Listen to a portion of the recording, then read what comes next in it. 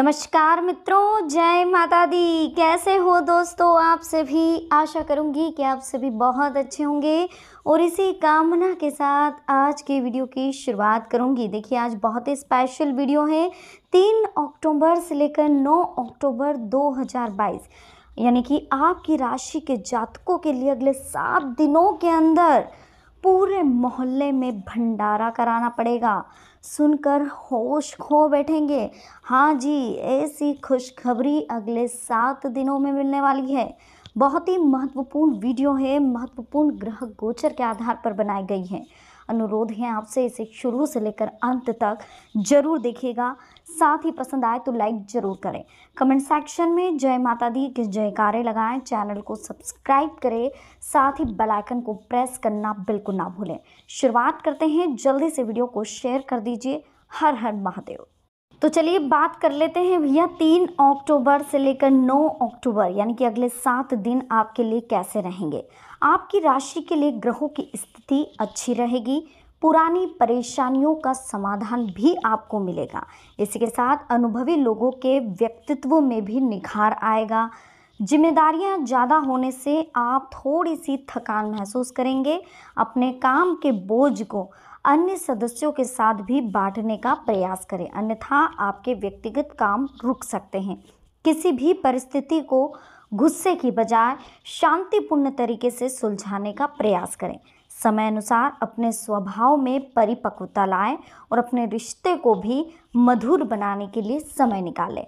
इसी के साथ एक चीज़ हम आपको ये बताना चाहते हैं दोस्तों कि कभी भी ये मत सोचिएगा कि जो किस्मत में लिखा है वो आप बदल नहीं सकते, जो भाग्य में लिखा है वो आप बदल नहीं सकते। अगर आपने अपनी सोच को बदल दिया, आपकी कर्म को बदल दिया, तो यकीन मानिए आप अपना भाग्य बदल सकते हैं। उसके लिए शुरुआत आपको अपनी सोच से करनी होगी। सबसे पहले अपनी सोच को सकारात्मक बनाएं।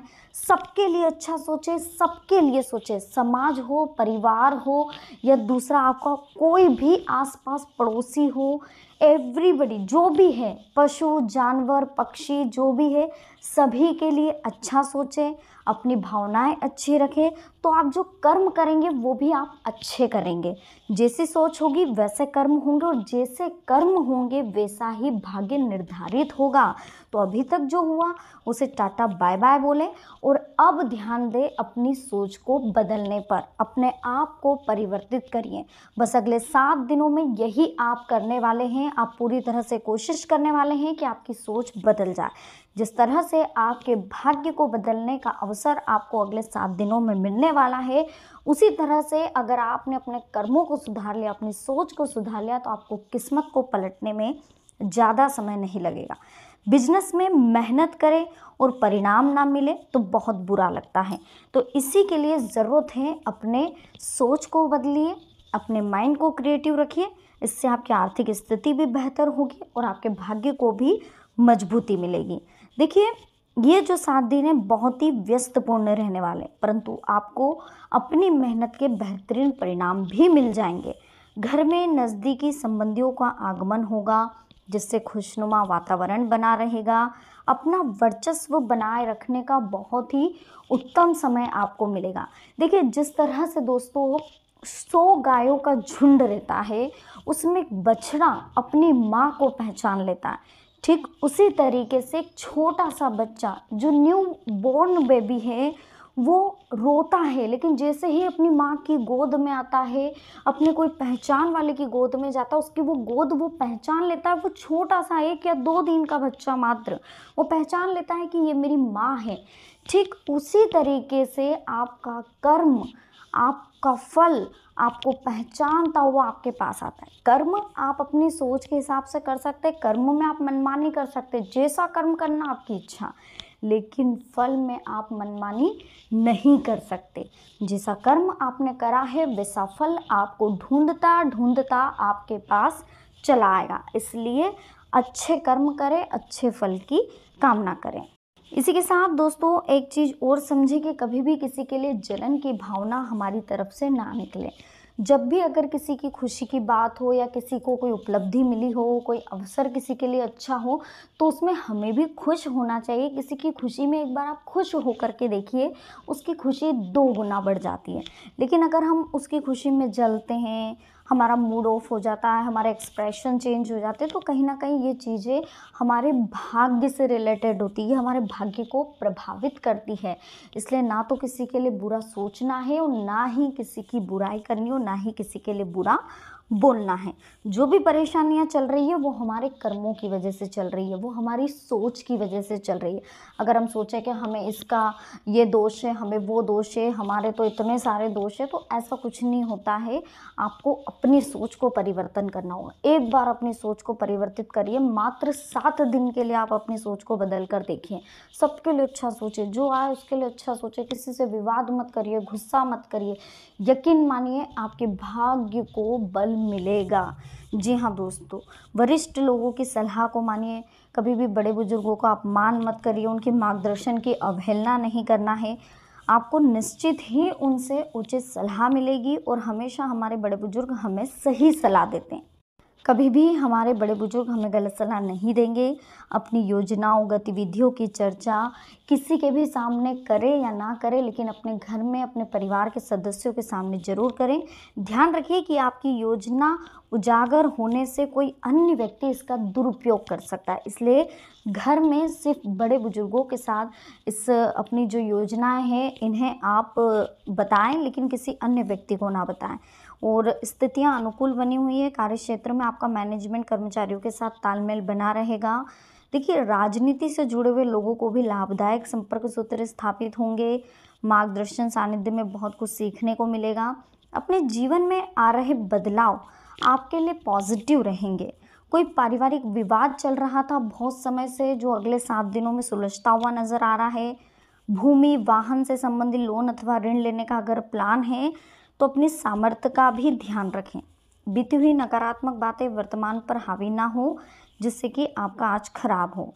किसी भी तरह की उधारी संबंधी लेन देन करना संबंधों को खराब करेगा। विद्यार्थी अपनी पढ़ाई पर फोकस रखें। कई तरह की गतिविधियों में आप अगले 7 दिन बिजी रहने वाले हैं। धार्मिक आध्यात्मिक गतिविधियों में व्यस्त रहेंगे।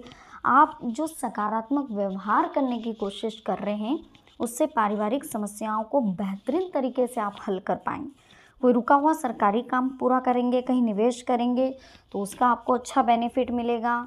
संतान की ओर से संगति की तरफ से आप थोड़े परेशान होते हुए नजर आएंगे। कहीं ना कहीं संतान की ओर से थोड़ा सा आपका मन परेशान रहेगा। क्रोध और चिंता की बजाय समाधान ढूंढने का प्रयास करेंगे तो समाधान जरूर मिलेगा, लेकिन क्रोध में आकर ऐसा कोई कार्य ना करें जिससे कि आपको पछतावा हो। किसी भी तरह की पेमेंट के लेन देन में सावधानी बरतें, दूसरों की बातों में ना आए। समय अनुसार अपने स्वभाव और दिनचर्या में लचीलापन लाए। कार्य क्षेत्र में अपनी योजनाओं को किसी के साथ शेयर ना करें, वरना आपकी मेहनत का श्रेय कोई और ले जाएगा। इस समय अपने काम की क्वालिटी में और अधिक सुधार लाएं। कमीशन संबंधी कोई बिजनेस इस समय आपको फायदेमंद देगा। ऑफिस में कार्यभार ज़्यादा रहेगा।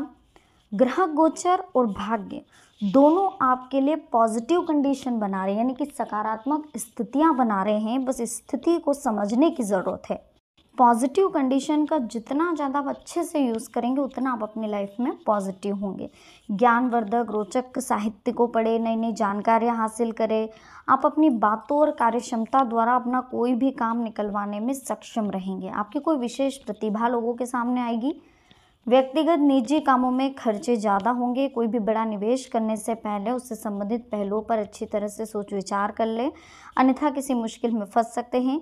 किसी नज़दीकी मित्र से गलतफहमी की वजह से संबंध खराब होने की स्थिति बन रही है। कार्य क्षेत्र में मेहनत के मुताबिक नतीजे नहीं मिलेंगे, लेकिन व्यस्तता भी रहेगी। इस समय मार्केटिंग संबंधी कामों को टालना आपके लिए उचित रहेगा। कुछ भरोसेमंद पार्टियों से आपको नए प्रस्ताव मिलेंगे। हासिल करने में ज़्यादा सोच विचार ना करें, तुरंत निर्णय लें। सरकारी सेवारत लोग विशेष ड्यूटी में आने से तनाव में रहेंगे। आर्थिक दृष्टि से समय आपका बहुत अनुकूल चल रहा है। बस दृढ़ निश्चय होकर आपको कार्य करना है। इसके साथ ही कभी कभी मनोनुकूल काम ना बनेगा जिससे कि आप परेशान होंगे, तो अपनी साधन में सुधार लाएं। ये जरूरी नहीं जैसा आप सोच रहे हैं हर बार वैसा ही हो, कभी कभी हमारे मन के विपरीत भी कार्य होते हैं और उन बदलावों को, उन कार्यों को हमें स्वीकार करना पड़ता है। तो ये चीज़ आपके अंदर होनी चाहिए कि जो हो रहा है उसे स्वीकार करें। हमेशा ऐसा नहीं कि हमारे माइंड के हिसाब से हम जैसा सोच रहे हैं उसी हिसाब से सब कुछ हो। तो देखिए दोस्तों, आज की वीडियो को हम यही विराम देते हैं। वीडियो कैसी लगी प्लीज़ अगर पसंद आई हो तो इसे लाइक करें, कमेंट सेक्शन में जय माता दी लिखें, चैनल को सब्सक्राइब करें, बेल आइकन को प्रेस करें, साथ ही वीडियो को शेयर करना ना भूलें। तो मिलता है नेक्स्ट वीडियो में। अभी के लिए आप सभी को बहुत बहुत धन्यवाद। जय माता दी, हर हर महादेव।